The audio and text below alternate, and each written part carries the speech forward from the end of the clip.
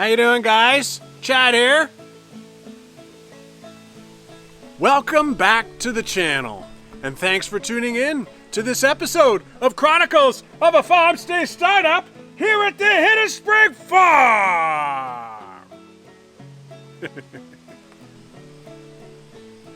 Today's going to be cool, guys, because Molly, my old English sheepdog, and I are going to head up to the forest, which is our own forest, and we're going to start marking maple trees for the future.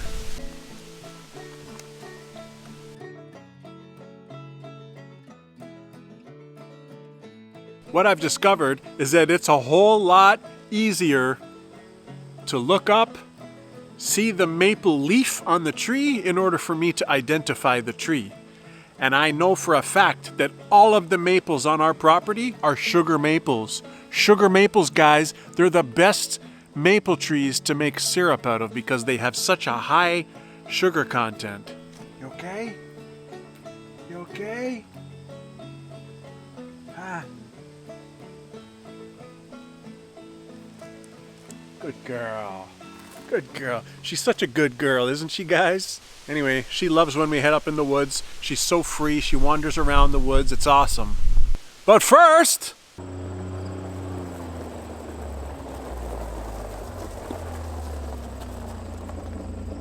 Stormy! Stormy!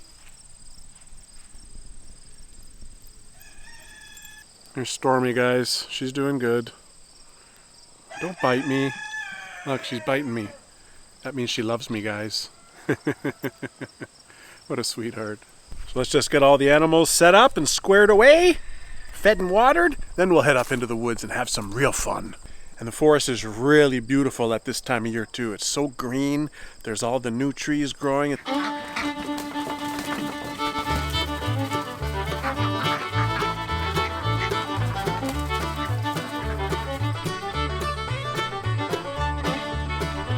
How you doing, ducks? You enjoying the water?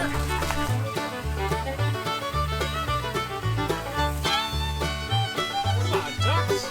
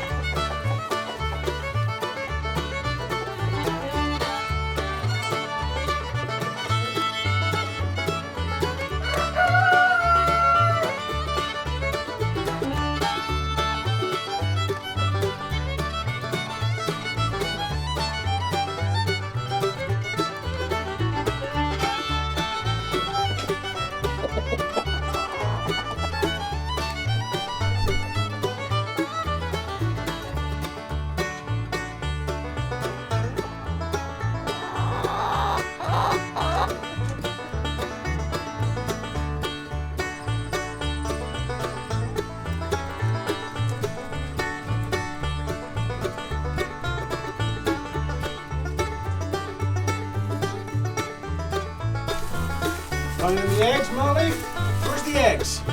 You find the eggs? Where? Oh, good job. Good girl. Good girl.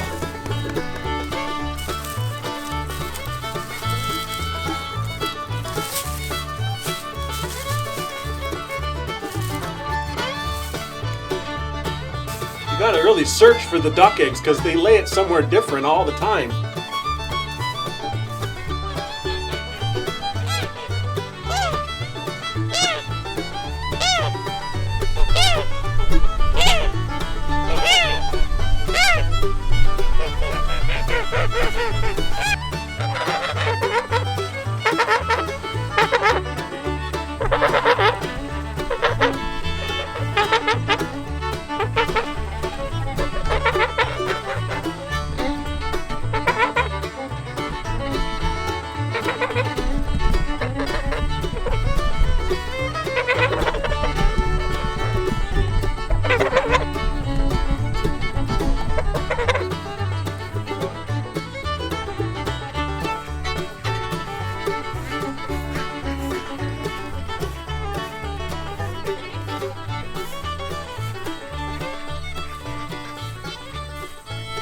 geese and the ducks are so awesome. Love the sounds that the geese make too, those honks. Anyway, okay, I think we're pretty much wrapped up. We can head up to the woods and see what we can do up there. Hopefully in the near future, maybe not this year, but maybe next year, we'll be tapping the trees to harvest some sap so that we can start making our own maple syrup. I've never done it before, so I need to learn how to do it and get all the gear and all the buckets and the lids and the taps and the spigots and all sorts of stuff. Maple syrup is synonymous with this flag right here, guys. Canadian, because I am Canadian. Canada actually produces 80% of the world's maple syrup.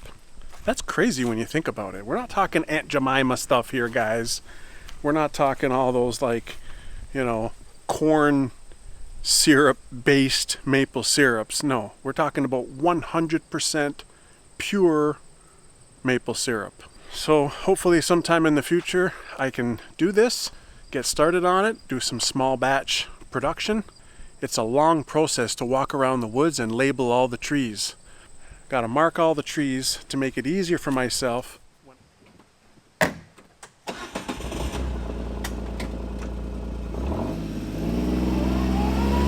Okay, we made it up to the woods. I've already been up here several times marking trees. You can see I've just been wrapping these little flag tape things on all the maple trees. You're supposed to, it shouldn't be less than like 8 or 10 inches in diameter. So you don't want to do baby trees, but some of the baby trees I still marked them just for future because they can be tapped in the future and they'll already be marked.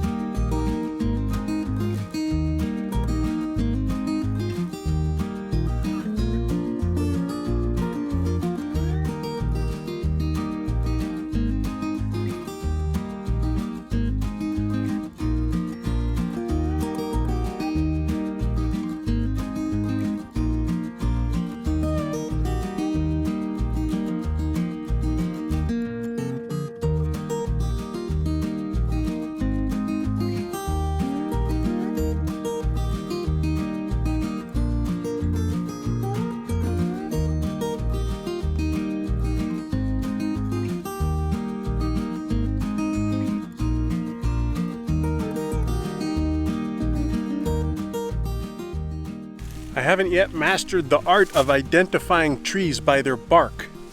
And it's not easy. It's something you need a lot of experience in. You can't just learn it just like that. I'm slowly learning though. That's why it's easier to go out in the woods and mark the trees while they have leaves, because the maple leaf is very distinctive, right?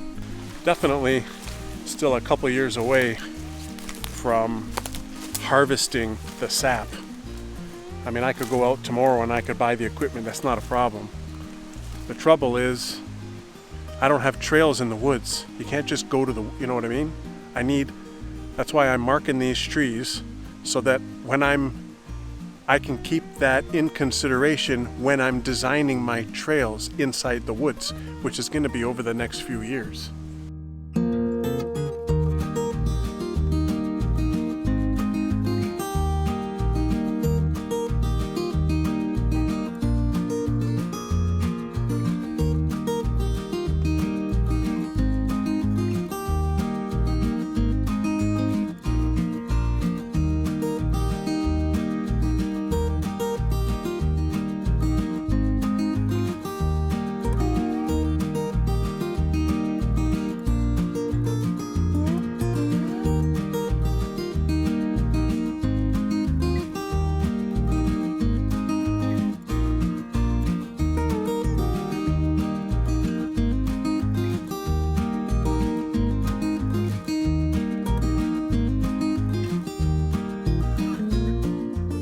This is a perfect example here of a sugar maple. You can look at the bark.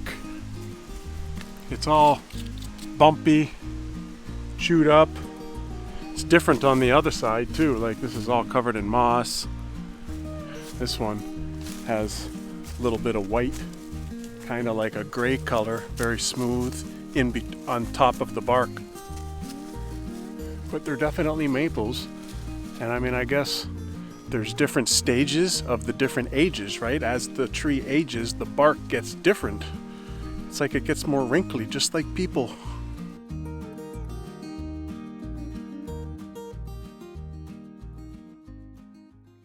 When making trails here, I'll also have to consider where the position is of the maple tree for potential tapping, because think about it, it's going to be all covered in snow up here.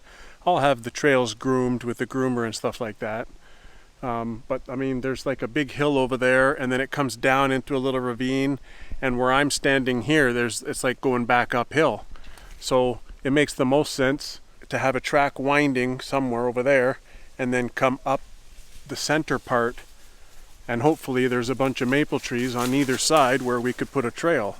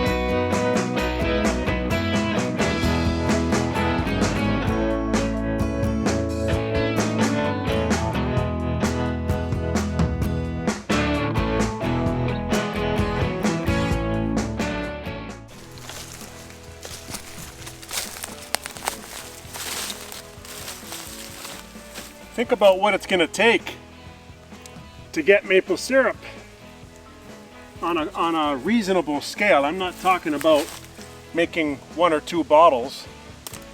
We're talking a sugar shack in the woods, you know, like a little building to put your evaporator. You only really make maple syrup for 1 or 2 months out of the year. What are you going to do with a sugar shack at other times of the year?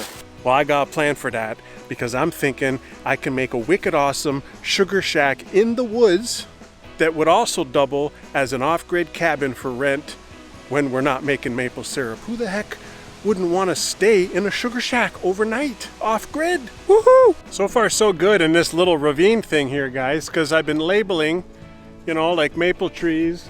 There's like, they're all on the side there, and they're all on the side there, so I could easily make a nice trail coming all the way down and go up and down right here, and it'll be nice and easy. So you basically have your sap collection on either side.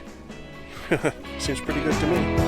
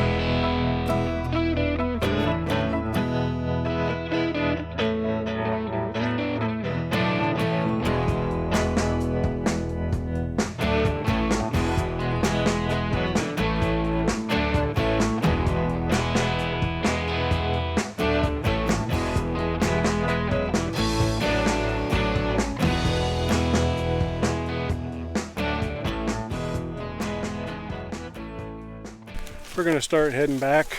We've been out here for a couple hours, almost out of water. I don't know if Molly's getting tired or not. She's getting all these little weed things stuck to her hair. Anyways, guys, it was fun hanging out in the woods, even though there's scary noises around here. Good thing I got Molly to protect me. Anyway, hope you enjoyed the video. That was something that I got to do on and off for a long time, trying to get all these trees marked. There's thousands, tens of thousands of trees on this property. How can you mark them all? Look at Molly, she's just having fun investigating. So yeah, I'm just heading east to the bottom of the hill there, and then I'm gonna cut across, because you know, we're bushwhacking. We got no trails yet. No trails yet. I'm working on it. I got 489 feet so far. I only need like 7,000 feet more. Anyways, thanks for watching, guys. You guys take care, okay?